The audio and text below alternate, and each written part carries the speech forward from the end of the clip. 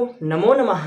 स्वागत है आप सभी का आपके अपने YouTube चैनल सक्सेस वाय संस्कृतम में। मैं हूं योगेश पांडे और आज के इस वीडियो के माध्यम से हम पढ़ने वाले हैं संस्कृत व्याकरण का एक बहुत ही महत्वपूर्ण बिंदु। जी देखिए, आज के वीडियो में हम पढ़ेंगे शब्द रूप। क्या पढ़ेंगे आज हम? शब्द रूपों के बारे में पढ़ने वाले हैं। देखिए, शब्द रूप जैसे कि हम जानते हैं कई प्रकार के होते हैं, यानी कई इनके भेद होते हैं। कुछ शब्द रूप हम सुने हुए होते हैं तो कुछ शब्द रूप हमें कई बार कठिन लगते हैं। आखिर ये शब्द रूप हमें कितने जरूरी होते हैं? जैसे आप जानते हैं हर परीक्षा में इनसे संबंधित प्रश्न आता है। क्यों आता है? क्योंकि ये शब्द रूप किसी भी भाषा के, चाहे हिंदी हो, संस्कृत हो, इनके एक महत्वपूर्ण अंग माने जाते हैं। क्योंकि ये शब्द ही है ना, एक शब्द से ही तो एक अच्छी भाषा का हम प्रयोग कर सकते हैं। तो आइए जानते हैं कितने प्रकार के शब्द रूप होते हैं और इन शब्द रूपों को संस्कृत भाषा में हम कैसे याद करते हैं, संस्कृत भाषा में कितने इनके भेद होते हैं। पूरी जानकारी आज के वीडियो में हम देखेंगे। चलिए, सबसे पहले ये जो शब्द रूप होते हैं मैं इनके 3 भेद कर देता हूं, है ना। हमें अच्छी तरीके से इनको समझना होगा। तो समझने के लिए सबसे पहले मैं इनके 3 पार्ट करता हूं। पहला पार्ट का नाम रखता हूं मैं पुल्लिंग। देखिए, लिंग के अनुसार मैं इनका जो है विभाजन सबसे पहले कर रहा हूं। क्या नाम रखा है सबसे पहले मैंने? पुल्लिंग। जैसे आप जानते हैं 3 लिंग होते हैं, पुल्लिंग, स्त्रीलिंग और नपुंसकलिंग। तो जब हम इनको 3 भागों में बांट देंगे तो हमें ये आधे तो समझ में पहले ही आ गए, यानी कि हमने जो इनका विभाजन किया है, इस विभाजन के अनुसार अब हम इनको अलग अलग तरीके से पढ़ेंगे। सबसे पहले देखिए, पुल्लिंग शब्द है और पुल्लिंग शब्द हम कई बार सुने हैं, बहुत सारे शब्द सुनते हैं। जैसे राम शब्द हमने सुना, बालक शब्द हमने सुना। अब आप कहेंगे कि भैया ये पुल्लिंग शब्द पता कैसे लगेगा कि पुल्लिंग है कि स्त्रीलिंग है कि नपुंसकलिंग है ना। तो देखिए, सिंपल सा हमें दिमाग में एक जो है कॉन्सेप्ट तैयार करना होगा। कैसा कॉन्सेप्ट तैयार करना होगा? जैसे कि हम हमारे व्यवहार में हम जब भाषा का प्रयोग करते हैं, समाज में जब भाषा का प्रयोग करते हैं, तब हम कैसे इनका प्रयोग करते हैं। जैसे बालक हमें समझ में आ रहा है पुल्लिंग है, ठीक है। राम समझ में आ रहा है पुल्लिंग है, छात्र समझ में आ रहा है पुल्लिंग है।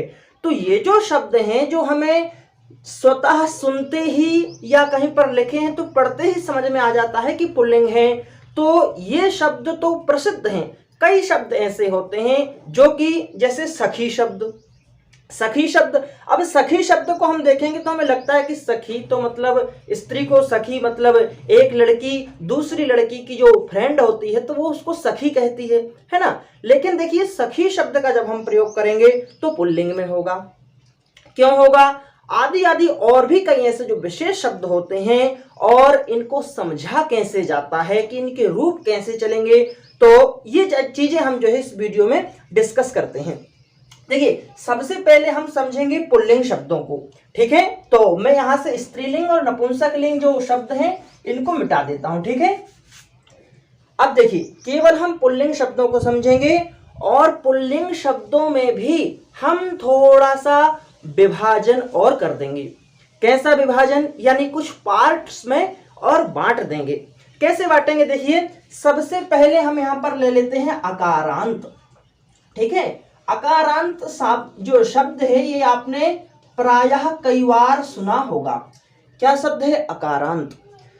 अब हम सोचते हैं अकारांत होता क्या है। तो देखिए, जैसे मैं एक उदाहरण लेता हूं, राम शब्द लिया, ठीक है, राम शब्द लिया, या फिर मैंने बालक शब्द लिया। ध्यान से देखिएगा आप लोग, और हो सके तो अपनी कॉपी पेन में नोट करते जाइए। सबसे पहले मैंने आपको शब्द रूप बताए, फिर पुल्लिंग, है नी, 3 लिंगों में हमने बांटा। अब सबसे पहले पुल्लिंग के जो शब्द रूप होते हैं महत्वपूर्ण, वो पुल्लिंग में मैं बांट रहा हूं, ठीक है। अब देखिए, पुल्लिंग में भी जो मैंने विभाजन किया, सबसे पहले लिया मैंने अकारांत। कौन सा शब्द लिया? अकारांत। अब मैं आपको अकारांत का मतलब समझा रहा हूं। जैसे राम हुआ, बालक हुआ, छात्र हुआ, या फिर देखिए किसी भी लड़के का नाम ले लो, लड़के का नाम है ना, जैसे योगेश, रमेश, गणेश, है ना, कई नाम होते हैं, सुरेश, महेश, है ना, वरुण, देवताओं को भी ऐसे हम नाम ले लेंगे। तो देखिए ये जो शब्द है ना, ये शब्द देखिए इनके बाद में क्या है, आ है। यहां पर देखिए क्या है, आ है। यहां पर भी बालक में क्या है, आ है। और यहां पर भी राम में क्या है, बाद में आ है। ये आ कैसे पता लग रहा है हमें, जब हम बोलते हैं ना रामो, ये राम पूरा माँ हम बोल रहे हैं ना, तो ये माँ के बाद में क्या है, आ है। यदि इस आ को हम हटा देंगे यहां से, तो देखिए यदि मैं छात्र का आ हटा देता हूं ना, तो ये कैसे बन जाएगा, आधा छात्र, ऐसा बोलेंगे। त्रा का हम पूरा उच्चारण नहीं करेंगे, लेकिन इसके पीछे आ लगा है, इसलिए हम इसको क्या कहते हैं, अकारांत शब्द कहते हैं। ये छोटी सी और बहुत ही महत्वपूर्ण बात है कि इस आ, जो ये आ है ना, इसको हम छोटा आ कहते हैं। ठीक है, इसको क्या कहते हैं, छोटा आ कहते हैं।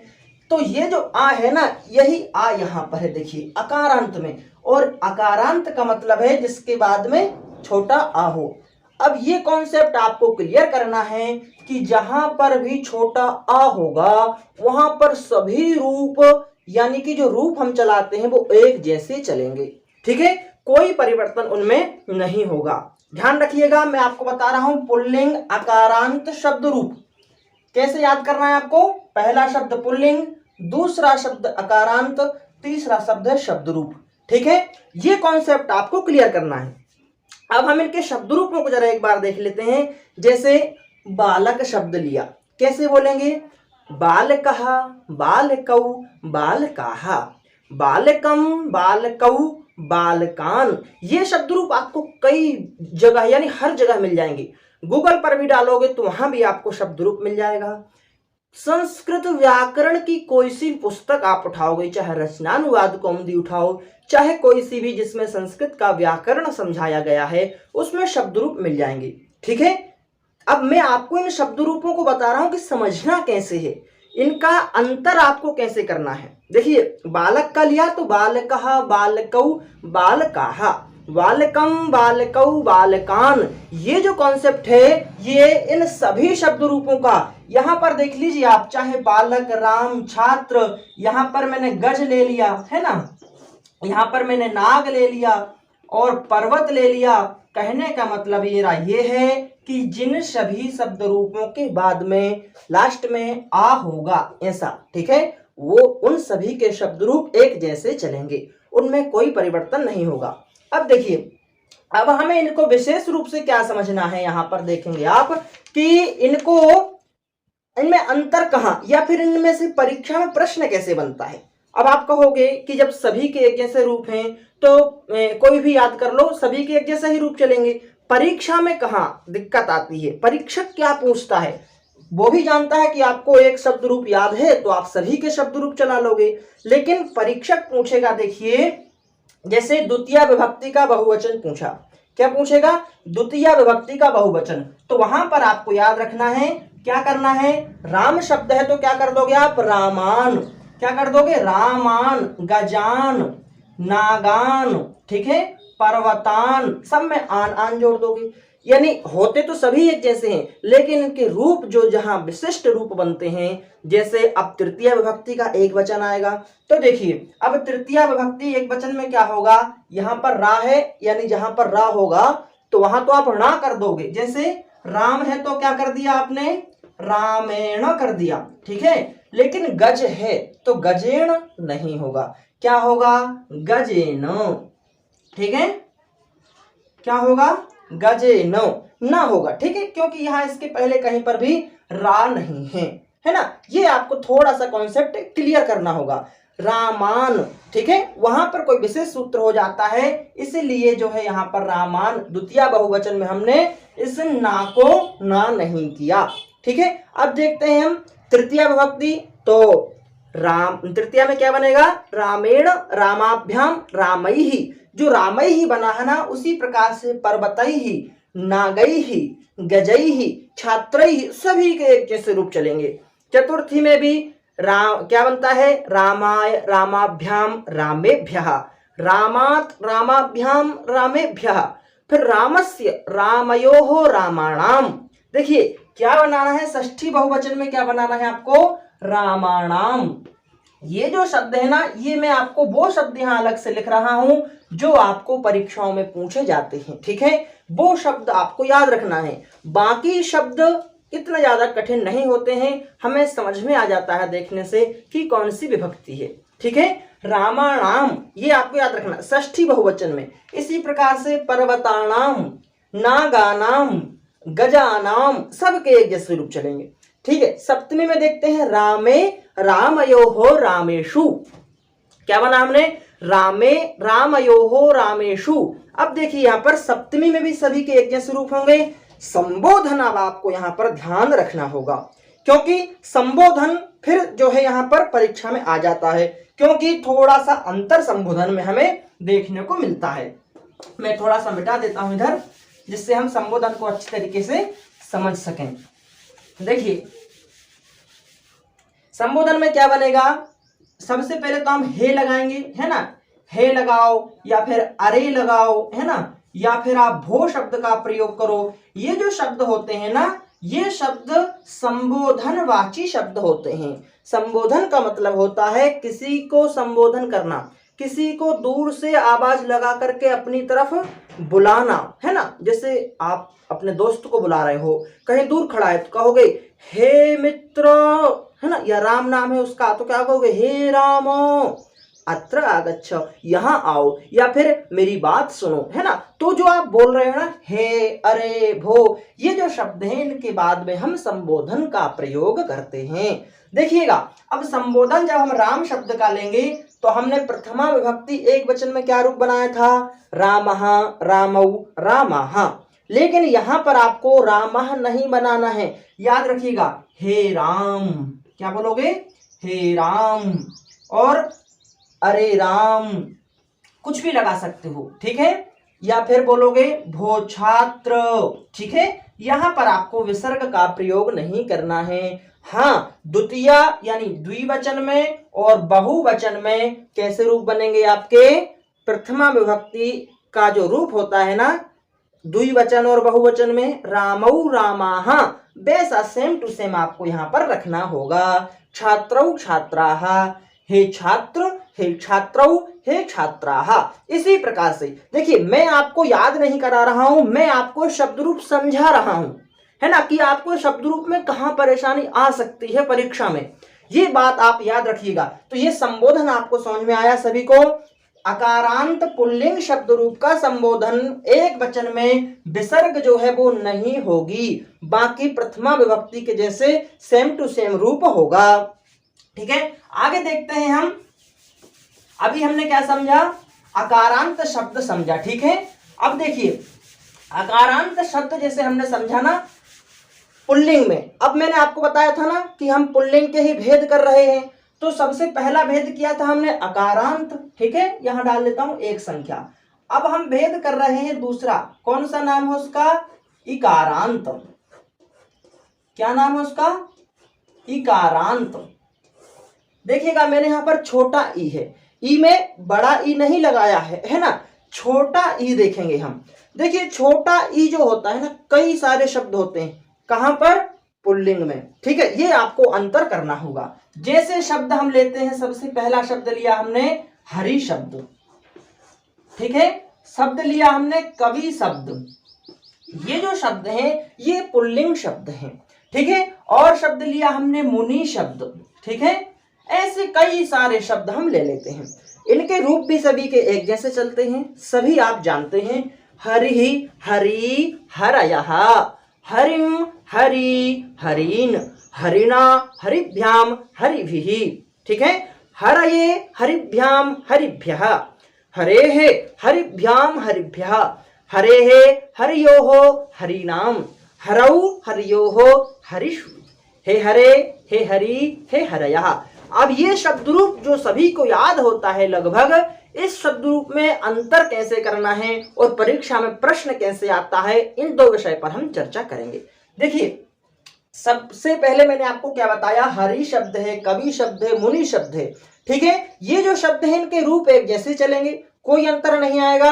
अब आपको क्या करना है, इन्हें शब्द रूपों का संबोधन थोड़ा सा देखना होगा, क्योंकि कई बार परीक्षा में सिर्फ संबोधन पूछा जाता है कि हरि शब्द का संबोधन क्या रूप है, तो आपको वहां पर याद करना है। देखिए यहाँ पर क्या है, हरि है, तो हरि का ही क्या कर देंगे हम, हरे कर देंगे। ठीक है, यहाँ पर हे, अरे, भो जो चीजें हैं ये वैसे ही रहेंगी। ठीक है, मैंने केवल हे का प्रयोग किया, हे हरे। ठीक है, हे कवे, क्या बना रहा हूं, हे कवे। देखिए ई है, ई का ए कर दिया यानी गुण कर दिया। बाकी दूसरा हे हरे, हे हरी, बाकी समय क्या रहेगा, देखिए हे हरयः। प्रथमा विभक्ति का एक वचन ही रहेगा, कोई परिवर्तन नहीं होगा, सिर्फ एक वचन में परिवर्तन होगा। ठीक है, हे हरे, हे हरी, हे हरयः, हे कवे, हे कवि, हे कवयः, ऐसे रूप हमको चलाना है संबोधन के। बाकी रूप तो आप जो है अच्छी तरीके से आपको याद होते ही हैं, सभी को लगभग याद होते हैं, और याद नहीं होते हैं तो एक दो बार यदि आप एक शब्द रूप को याद करोगे ना, हरि को केवल आपको याद करना है, बाकी कवि, मुनि, जितने भी शब्द हैं सभी के शब्द रूप आपको याद हो जाएंगे। क्यों हो जाएंगे, क्योंकि कोई अंतर नहीं है। अंतर सिर्फ आता है तो कुछ विशेष शब्दों में अंतर आता है। देखते हैं हम, जो इकारांत शब्द रूप होते हैं ना, इन इकारांत पुल्लिंग वाले शब्द रूपों में कुछ विशेष शब्द रूप कौन से होते हैं। जैसे देखिए, एक शब्द रूप मैंने लिया सखी। क्या शब्द रूप लिया मैंने, सखी। अब देखिए, सखी को पहले तो आपको याद करना होगा कि ये पुल्लिंग का शब्द है। ठीक है, क्योंकि इसका मतलब है मित्र। ठीक है, मित्र मतलब दोस्त, फ्रेंड। ठीक है, सखी का मतलब स्त्रीलिंग नहीं लेना है। ठीक है, हाँ स्त्रीलिंग भी लेंगे, जब कोई लड़की अपनी फ्रेंड को बोलेगी तो वो उसको सखी बोलेगी। ठीक है, सखी वो अलग है, लेकिन इस जो सखी जिसका हम पुल्लिंग में रूप याद करेंगे, इसके रूप कैसे चलेंगे, देखिए सखी शब्द के रूप कैसे चलेंगे, सखा, सखायौ, सखायः। क्या रूप चलेंगे, देखिएगा सखी शब्द है लेकिन रूप इसके अलग हो जाएंगे। कैसे रूप हो जाएंगे, पुल्लिंग एक वचन में बनेगा सखा, सखायौ, सखायः। ये आपको थोड़ा सा हट करके मिलेगा, इकारांत पुल्लिंग शब्द है। और सखा शब्द पूछा परीक्षा में कि सखा शब्द किस शब्द रूप का, कौन सी विभक्ति का, कौन सा लिंग है या कौन सा वचन है, तो आपको याद करना होगा कि सखा शब्द जो है वह सखी शब्द का प्रथमा विभक्ति का एक वचन का रूप है। ठीक है, सखा, सखायौ, सखायः, सखायम, सखायौ। देखिए क्या बनता है, सखायम, सखायौ, सखीन। ठीक है, बाकी हरि के जैसे चलेंगे। ठीक है, सख्या, सखीभ्याम, सखीभिः, सख्ये, हरये, सख्ये, सखीभ्याम, सखीभ्यः। फिर सख्युः। ठीक है, क्या बनता है पंचमी में, सख्युः, और सख्युः, सखीभ्याम, सखीभ्यः, सख्युः, सख्योः, सखीनाम, सख्योः, सख्योः, सखीषु। संबोधन देखिए, यहाँ पर हमने हे हरे बनाया था ना, तो यहाँ पर भी हम क्या बनाएंगे, हे सखे। क्या संबोधन बनाएंगे, हे सखे, हे सखायौ, हे सखायः। संबोधन में हम हरि के जैसा ही इसका प्रयोग करेंगे। ठीक है, अंतर सिर्फ हमें कहाँ करना है, समझ में आया आपको, प्रथमा विभक्ति का रूप कैसा चलेगा, सखा, सखायौ, सखायः, सखायम, हरि के जैसे रूप नहीं चलेंगे। ये विशेष है इकारांत पुल्लिंग में। ठीक है, इकारांत पुल्लिंग शब्द रूप में ये विशेष शब्द रूप है सखी शब्द। ठीक है, एक और विशेष शब्द रूप आता है, मैं इसको मिटा करके बताता हूं, पति शब्द। कौन सा रूप है एक और विशेष जिसके रूप इनसे अलग चलेंगे, वो है पति शब्द। ठीक है, इसको मिटा देता हूं, फिर हम पति शब्द को समझते हैं। देखिए, पति शब्द भी जो होता है ना, वो इकारांत पुल्लिंग शब्द ही होता है। इकारांत पुल्लिंग शब्द ही होता है, याद रखिएगा, पति शब्द है ना। इकारांत कैसे समझिए, बाद में ई है, जैसे मैंने आपको अकारांत समझाया था ना, वैसे ही इकारांत भी आपको समझना है। अब हम पति शब्द को देखते हैं। ठीक है, पति में क्या है, बाद में ई है, जैसे अभी हरि में, मुनि में, कवि में, सखी में, सभी में क्या था, ई था बाद में, तो हमने उनको इकारांत लिया। और हम पुल्लिंग में प्रयोग करते हैं, इसलिए पुल्लिंग हमने उनका लिंग बनाया। आगे देखते हैं हम पति शब्द को। देखिए पति शब्द का रूप भी थोड़ा सा विशेष हो जाता है। क्यों हो जाता है, इसके रूप देखेंगे हम। पति पति पतयः, देखिए क्या रूप बनते हैं, पति पति पतयः। लिख देता हूं मैं थोड़ा सा, पति पति पतयः, ठीक है, पति पति पतयः, पतिम पति पतीन। अब देखिएगा दो जो है ना विभक्ति प्रथमा और द्वितीया, ये हरि के जैसे ही चलेंगे, इनमें परिवर्तन नहीं होगा। तृतीया में देखिए अब पति पति पतयः, पतिम पति पतीन, ठीक है, ये हरि के जैसे, हरि हरि हरयः, हरिम हरि हरिम। अब तृतीया में हरि में बनता है हरिणा, यहां बनेगा पत्या, पतीना नहीं बनेगा, क्या बनेगा, पत्या। ये यहाँ पर थोड़ा सा डिफरेंस है इसमें, और ये डिफरेंस जो है यहीं से प्रश्न परीक्षा में बन जाता है। क्या है, पत्या पतिभ्याम पतिभिः। फिर देखिए पत्ये, ठीक है, पत्ये पतिभ्याम पतिभ्यः। फिर पंचमी में और षष्ठी में बनेगा पत्युः पतिभ्याम पतिभ्यः। सप्तमी में बनेगा पत्यौ, क्या बनेगा सप्तमी में, पत्यौ पतिभ्याम पतिभ्यः। अब यहाँ पर थोड़ा सा ध्यान दीजिए, जो संबोधन होगा वो वैसा ही होगा। क्यों होगा वैसा ही, क्योंकि इकारांत है, ई का संबोधन ए होता है, ठीक है, ई का संबोधन ए होता है। तो हरि का हरे, पति का पते, मुनि का मुने, कवि का कवे, सभी जगह जहां इकारांत है उन सभी का ए संबोधन होगा, ठीक है। अब देखिए ये पति शब्द तो है, लेकिन यहाँ एक कंडीशन और लागू हो जाती है, ध्यान रखिएगा क्या कंडीशन लागू होती है। तो आप लिख लीजिए, पति शब्द यदि बाद में है, ठीक है, इसके पहले यदि हमने भू लगा दिया, भूपति बन गया। यदि हमने नृ लगा दिया तो ये नृपति बन गया, देखिए, और हमने यही मही लगा दिया तो ये महीपति बन जाएगा। अब यहाँ पर आपको याद करना होगा कि भूपति, नृपति और महीपति के रूप हमने जो हरि के शब्द याद किए हैं, जो मुनि के शब्द याद किए हैं, जो हमने कवि के शब्द याद किए हैं, वैसे ही रूप चलेंगे, कोई परिवर्तन नहीं होगा। पति शब्द है लेकिन आगे क्या लगा है, कुछ शब्द और लगा है, यानी पति शब्द का हमने बाद में प्रयोग किया, ठीक है। भूपति का मतलब राजा, नृपति का मतलब भी राजा, और महीपति का मतलब भी राजा होता है, ठीक है।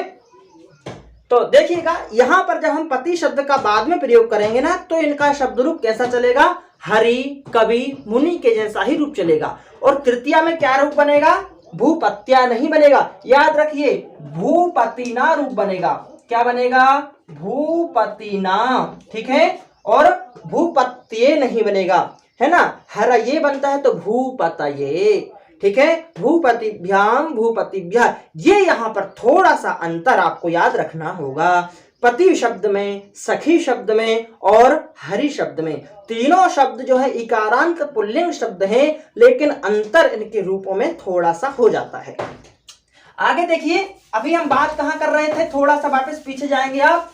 अभी हम बात कर रहे थे पुल्लिंग इकारांत की, ठीक है। मैं आपको जो पुल्लिंग में जितने भेद हो जाते हैं ना, वो मैं भेद आपको बता रहा हूं। कई सारे भेद होते हैं पुल्लिंग में भी। अभी हमें सिर्फ दो भेदों को जाना है, अकारांत और इकारांत। अब एक और हम यहाँ पर भेद देखते हैं, उकारांत। क्या नाम है भेद का, उकारांत। अब मुझे लग रहा है कि ना आप समझ गए होंगे कि ये आ, ई, उ, इनका मतलब क्या हो रहा है ना। आ का मतलब बाद में आ था, ई का मतलब बाद में ई था, उ का मतलब क्या होगा, बाद में उ होगा, ठीक है। जैसे शब्द रूप लिया हमने गुरु, जैसे हमने लिया शब्द लिया भानु, ठीक है, जैसे शब्द लिया हमने साधु, देखिए सभी के एक जैसे रूप चलेंगे। गुरु गुरु गुरवः, गुरुं गुरु गुरून्, गुरुणा गुरुभ्याम गुरुभिः, गुरवे गुरुभ्याम गुरुभ्यः, गुरोः गुरुभ्याम गुरुभ्यः, गुरोः गुरुवोः गुरूणाम, ठीक है, गुरौ गुरुवोः गुरुषु। ध्यान रखिएगा यहाँ पर षष्ठी और सप्तमी द्विवचन में क्या बनता है, गुरवोः। ये थोड़ा सा अटपटा हमें सुनने में लगता है, ठीक है। षष्ठी द्विवचन और सप्तमी द्विवचन, भानु में क्या बनेगा, भानवोः, ठीक है। बाकी साधु में साधवोः, ऐसा ही रूप बनेगा। लिख देता हूं फिर भी, साधवोः ऐसा रूप बनेगा, ठीक है। ये रूप जो है ना, ये आपको थोड़ा सा ध्यान रखना होगा। अब गुरु नाम, साधु नाम, भानु नाम, ठीक है, इन सभी में क्या होगा, दीर्घ जो होता है भानु नाम, गुरु नाम, साधु नाम, सभी के एक जैसे रूप होंगे। थोड़ा सा संबोधन आपको समझना होगा। देखिए, संबोधन आप ना समझने का प्रयास करिए। संबोधनों को याद करेंगे तो दिक्कत होगी, भूल जाएंगे। संबोधन समझेंगे तो बहुत आसान होगा, और संबोधन से प्रश्न कई बार परीक्षा में आते हैं। इसलिए देखिए, संबोधन का हम लोग क्या बनाएंगे, यदि उकारांत शब्द है ना, उकारांत शब्द है ये सभी, तो संबोधन क्या कर देंगे, उ का ओ कर देंगे। गुरु है तो हे गुरु क्या बना देंगे, हे गुरु, हे भानो, ठीक है, हे साधो, ऐसा हम संबोधन में प्रयोग करेंगे। ठीक है, उ का ओ। बाकी द्विवचन और बहुवचन में एक जैसा रहेगा। कैसा रहेगा, हे भानो, हे भानु, हे भानवः, हे गुरो, हे गुरु, हे गुरवः, हे साधो, हे साधु, हे साधवः, एक जैसे रूप रहेंगे बाकी के। ठीक है, तो ये अंतर मैंने आपको बताया उकारांत, यानी हम भेदों के, देखिए पुल्लिंग में भी जो भेद होते हैं, इन भेदों के हिसाब से हम इन शब्द रूपों को याद करते जा रहे हैं और समझते जा रहे हैं। देखिए, एक और यहाँ पर विशेष जो है ना, पुल्लिंग में जो एक और विशेष भेद होता है वो मैं आपको बता रहा हूं। देखिएगा, विशेष भेद क्या होगा, ऋकारांत शब्द होगा। देखिए, चौथा भेद किया हमने ऋकारांत। देखिए, ऐसे तो हम कई भेद कर सकते हैं यहाँ पर, है ना, क्योंकि ये अच वर्ण चल रहे हैं, स्वर वर्ण चल रहे हैं। आपने सोचा होगा थोड़ा सा, स्वर हैं कैसे, अ ई उ री, री ए ओ आई औ, ये क्या है, ये संस्कृत के स्वर हैं। और ये स्वर जहां पर अंत में होंगे ना, आ अंत में होगा तो राम के जैसे, ई अंत में होगा तो हरि के जैसे, उ अंत में होगा तो गुरु के जैसे, सभी शब्द ऐसे ही चलेंगे। जो विशेष शब्दों में अंतर होगा वो मैं आपको बता रहा हूं, आप उनको लिखते जाइए। तो आप किसी भी परीक्षा में जब बैठोगे ना, तो पूरा कॉन्सेप्ट आपका शब्द रूप का क्लियर होता जाएगा। ठीक है, हाँ, एक एक शब्द रूप तो आपको याद करने पड़ेंगे। उसमें ट्रिक आप देख सकते हैं, कई प्रकार की ट्रिकें होती हैं। कोई याद करते हैं केवल एक लाइन याद करेंगे, ठीक है, रामः रामम रामेण रामाय रामात रामस्य रामे हे राम, ऐसे याद करेंगे। तो कोई द्वितीया से द्वितीया के पूरे करेगा, द्विवचन के तो कोई बहुवचन के, कई प्रकार से याद कर सकते हैं। लेकिन अंतर कैसे करेंगे कि राम में और बालक में, सखी में और हरि में क्या अंतर है, वो अंतर हम आपको समझा रहे हैं और आपके विश्वास करते हैं कि आपको समझ में आ रहा होगा। ठीक है, लिखते जाइए, कॉपी में नोट्स बनाते जाइए, तो बहुत अच्छी तरीके से क्लियर होता जाएगा। देखिए, ऋकारांत शब्द, हाँ, मैं चर्चा कर रहा था कि जो स्वर वर्ण है ना, स्वर वर्ण भी कई सारे होते हैं, 9 तो होते ही हैं। अब हम यदि स्वर वर्ण के पूरे पूरे लेंगे तो कई सारे रूप हो जाएंगे, लेकिन हमें परीक्षाओं में जो महत्वपूर्ण होते हैं ना, वो ऋकारांत तक के ही होते हैं। आ ई उ और री, ये ही कई बार परीक्षाओं में आते हैं। ठीक है, इसलिए हम केवल इनकी चर्चा कर रहे हैं जो महत्वपूर्ण है, जो इंपॉर्टेंट है। बाकी इसके अलावा और जो हलंत शब्द होते हैं, फिर इनके ही स्त्रीलिंग होंगे, नपुंसकलिंग होंगे, धीरे धीरे हम और वीडियो में चर्चा करेंगे। आज की वीडियो में केवल हम पुल्लिंग, अकारांत, इकारांत, उकारांत और ऋकारांत शब्दों की ही चर्चा कर रहे हैं। अब देखिए, ऋकारांत शब्द होता है, जैसा हम लेते हैं पितृ शब्द, ठीक है, पितृ शब्द, हम लेते हैं कर्तृ शब्द, ठीक है, हम लेते हैं जैसे वक्तृ शब्द, है ना, ये सभी क्या है, इनके बाद में री है ना, री लगा हुआ है। हम लेते हैं नेत्री शब्द। देखिए, शब्द सभी के रूप एक जैसे ही चलेंगे, एक शब्द रूप को याद कर लेंगे तो पूरा कॉन्सेप्ट क्लियर हो जाएगा। जैसे पितृ शब्द है, ऋकारांत है, रूप कैसे चलेंगे, पिता, पितरौ, पितरः, पितरम, पितरौ, पितॄन्। यहां पर अंतर है थोड़ा सा, क्या बनेगा, बहुवचन द्वितीया में पितॄन्। देखिए, यहां पर डबल जो है री, यानी बड़ा री होगा, पितॄन्, कर्तॄन्, वक्तॄन्, नेतॄन्, ये द्वितीया बहुवचन का रूप है। ये याद करना होगा अच्छी तरीके से, पूरा शब्द रूप याद करोगे अच्छी बात है। नहीं कर पा रहे तो जो मैं आपको विशेष बता रहा हूं ना, जो विशेष विभक्ति का रूप बता रहा हूं, वो याद कर लो, तब भी काम हो जाएगा।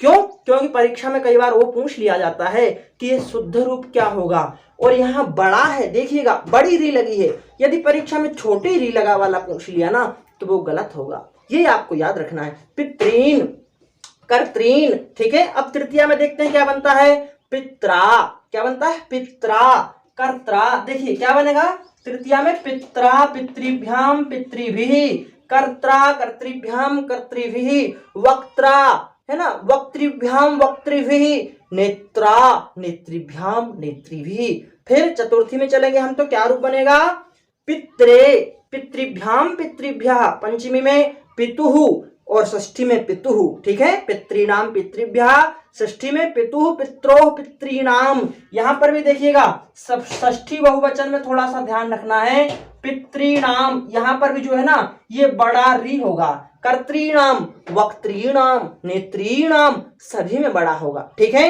अब देखिए सप्तमी में क्या बनता है पितरी, देखिए सप्तमी में क्या बनेगा रूप पितरी बनेगा, ध्यान रखिएगा पितरी पित्रोः पितृषु, कर्तरी कर्त्रोः कर्तृषु, वक्तरी वक्त्रोः वक्तृषु, नेत्री नेतरी नेत्रोः नेत्रिषु, है ना नेत्रयोः पित्रयोः, है ना। इस प्रकार से लिख देता हूं पितरी पित्रोः, देखिएगा पित्रोः। कई बार उच्चारण में ये चीजें गलत हो जाती हैं लेकिन लिखते हैं ना जब तो समझ में आ जाता है कि आखिर क्या है, ठीक है। तो आप भी लिखिए, इनको उच्चारण भी सीखिए और लिखिए भी, पितरी पित्रोः पितृषु, ठीक है पितरी पित्रोः पितृषु, ठीक है। ये से रूप चलेंगे। अब संबोधन में जब हम देखेंगे तो क्या बनेगा हे पितः।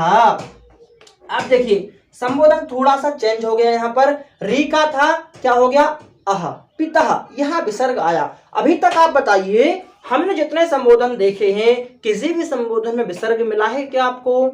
नहीं मिला अभी तक।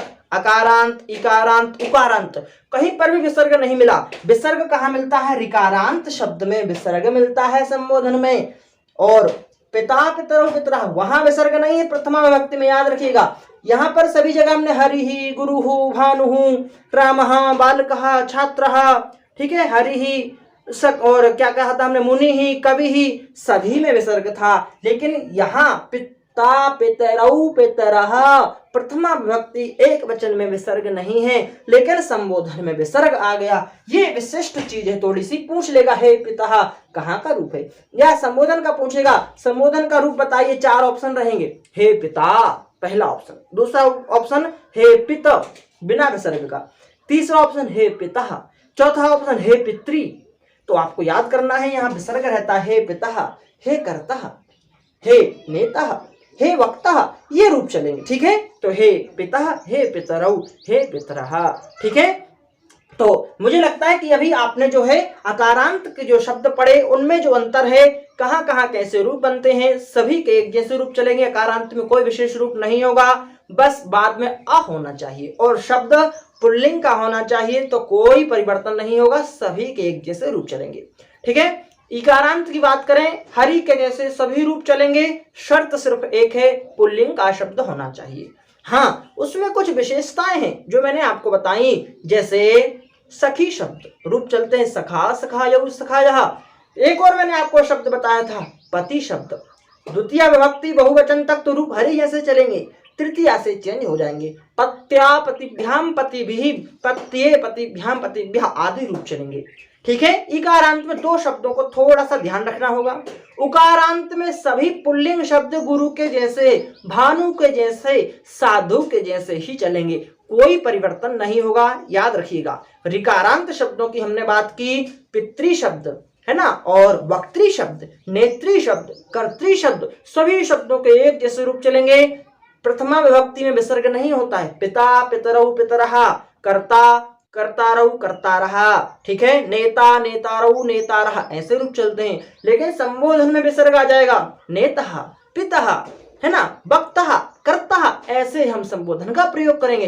तो मुझे विश्वास और आशा है कि आप लोगों को ये जो चीजें हैं आज हमने जो वीडियो में समझी है शब्द रूप से संबंधित, ये कॉन्सेप्ट आपका क्लियर हो गया होगा। और अगले वीडियो में देखिए, हमने अभी पुल्लिंग की बात की है ना, अगले वीडियो में स्त्रीलिंग में जो ऐसे जिनके बाद में स्वर आते हैं ना, जैसे अकारांत इकारांत ऐसे स्त्री में होते हैं, स्त्रीलिंग में लता किसी का नाम है, नदी किसी का नाम है, ठीक है, रमा किसी का नाम है, लक्ष्मी किसी का नाम है, यमुना, पाठशाला, इनका जो अर्थ है, इनके रूप कैसे चलेंगे, इनको समझेंगे कैसे, ये कॉन्सेप्ट हम क्लियर करेंगे नेक्स्ट वीडियो में। तो वीडियो अच्छा लगता है तो लाइक करिए, कमेंट करिए और दोस्तों को भी शेयर करिए। वीडियो देखने के लिए बहुत बहुत धन्यवाद। जयतु संस्कृतम जयतु भारतम।